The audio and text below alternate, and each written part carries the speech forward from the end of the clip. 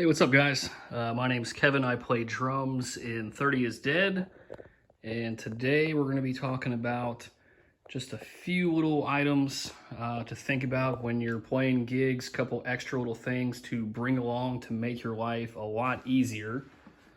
I've been looking for a video like this on YouTube for a while. I've seen a few, but I wanted to make my own and focus on just, playing drums in a local band and playing gigs around the state and everything, and just a few things I've picked up over the years, a few little small items that I take with me, some things, maybe you want to consider bringing along yourself. And of course, if you have some extra things that you want to tell me about, you can drop that in the comments. So I'll go over just a few of the small things. I always bring a spare hi-hat clutch. I feel like the hi-hat clutch is just something that I've seen break or just maybe not work as well as you'd like playing gigs, especially if you are playing on someone else's drums, which is pretty common playing punk rock, which is what I play. So I like to have a backup one that I keep in my cymbal bag. So if I'm playing someone else's drums, I've got it right there. I played a gig a couple weeks ago, and the hi-hat clutch on the guy's stand was not very good. That's actually what prompted me to do that. But I've seen those things fail and break. So that's the first item. Second item, few extra wing nuts for your cymbal stands. Besides drum keys, these little things have to be the most commonly lost item.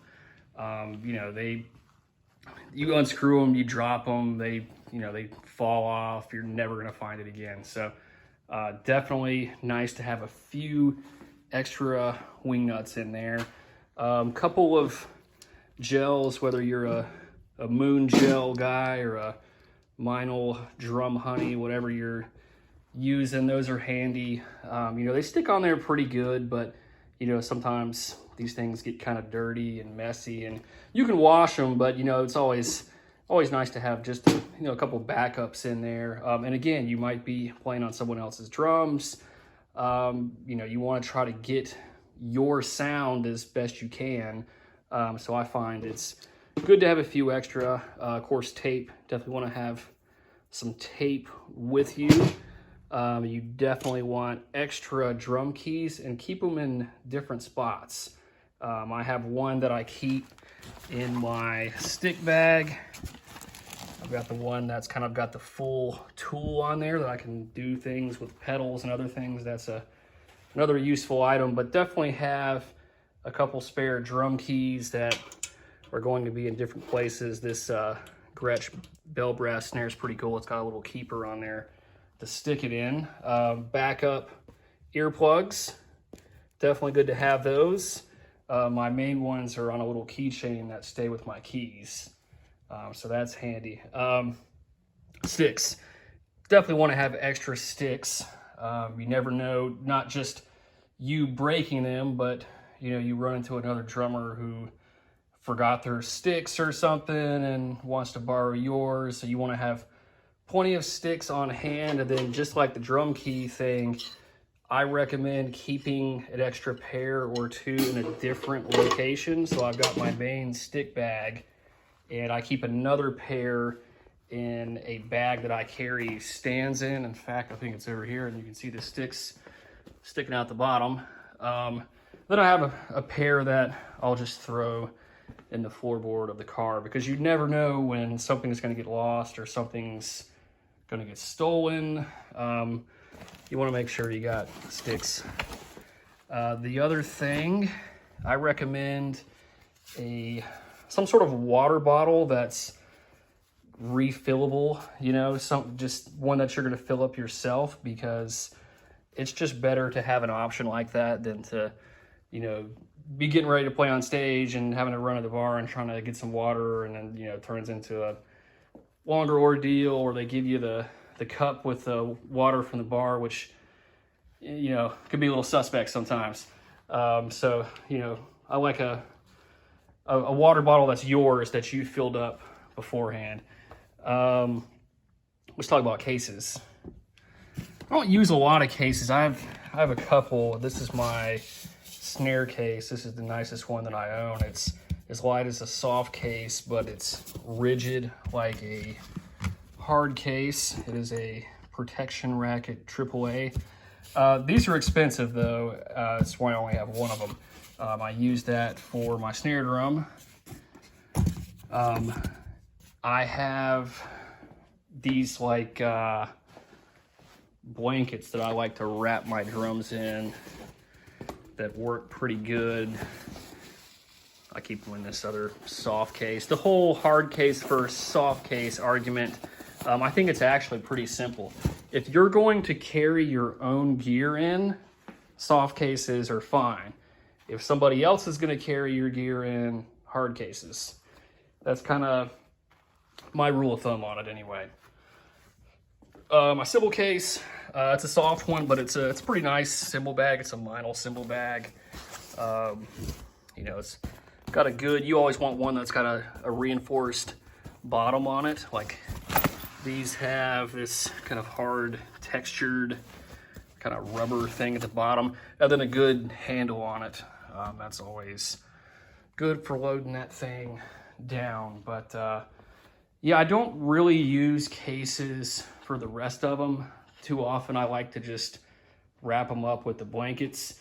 If they weren't going in one of either, you know, my car or, you know, some, you know, friends and the bandmate's car, someone else's car that I know, that's where cases come in, kind of like the soft case, hard case argument. If I'm kind of controlling the transport, then I don't mind just wrapping them up and doing it like that.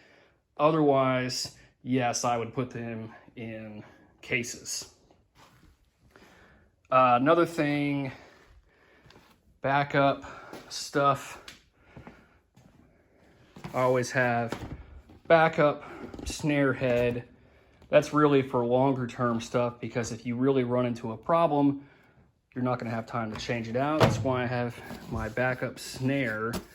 And when I bring this along is when I'm playing a show where I don't really know the other bands. If I'm playing, you know, with my friends' bands, I know that, you know, it's no big deal if something happens, they'll let me borrow their snare or vice versa. You know, that's no big deal. But for stuff where maybe you're playing with bands you've never played with before, or you're doing a little more of a road trip or a small tour or whatever, if I'm doing something like that, that's when I want to have my backup snare and, you know, the extra snare head on hand.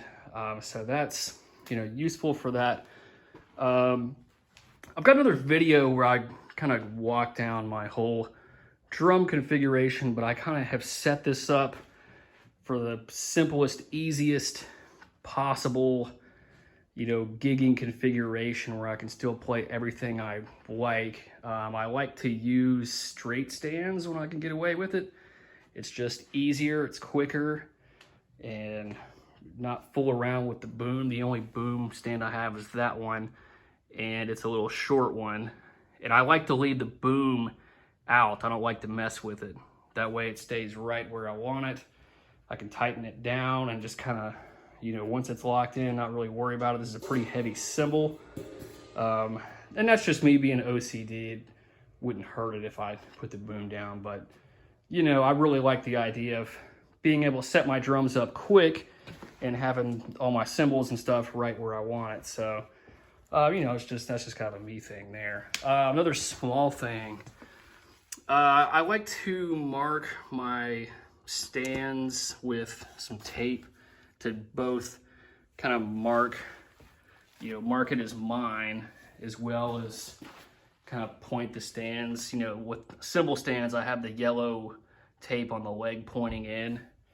That's just a small thing. It just save a few seconds on setup and that sort of thing. It's not a big deal, but just a little thing that I like to do.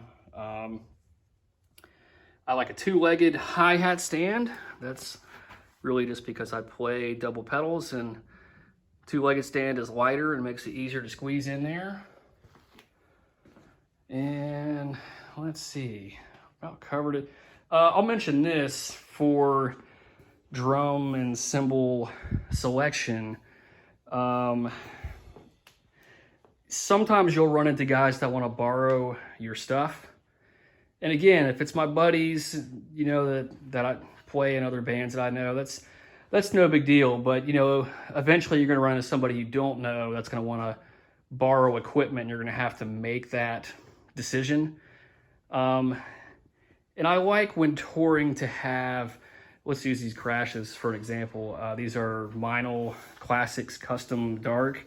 I really like these cymbals, but they are very affordable and they're strong, and I'm not worried about them breaking. I'm a little more open. You know, if somebody needs to borrow a Crash or whatever, you know, these work well for that. And that's just something that, you know, it's also good, you know, if you're worrying about gear being stolen or, you know, taking a beating on the road. You know, I like stuff that's quality, but, you know, I like to have some affordable gear as far as that goes. These cymbals are a great example. My ride and hi-hat are more expensive. But yeah, you'll run into somebody, you know, wanting to borrow something or whatever. You know, these Crashes, I would have no problem letting someone use. I'd have to think twice about my ride or hi-hat, you know, unless it was one of my buddies, then, you know, I wouldn't worry too much. But and then that also comes up with the snare. If you got your backup snare, somebody else runs into a problem or wants to borrow something, you know, instead of having to, you know, let them use your baby, you can, you know, let them use your backup snare. And so, you know, just small little things like that to think about and, you know, make the gigging and touring and all that easier. But anyway, I'm gonna wrap this up here. I hope you guys have enjoyed this video, whether you're, you know, a new drummer getting out there playing, or maybe somebody who's been playing for years and years. Check out my other video. I'll do a little drum tour video that's on the channel, and we've also got quite a few live videos up here, so you guys can check that out. And you know, we'll put some more content out like this soon as well. So I hope you guys enjoyed this one. Catch you later.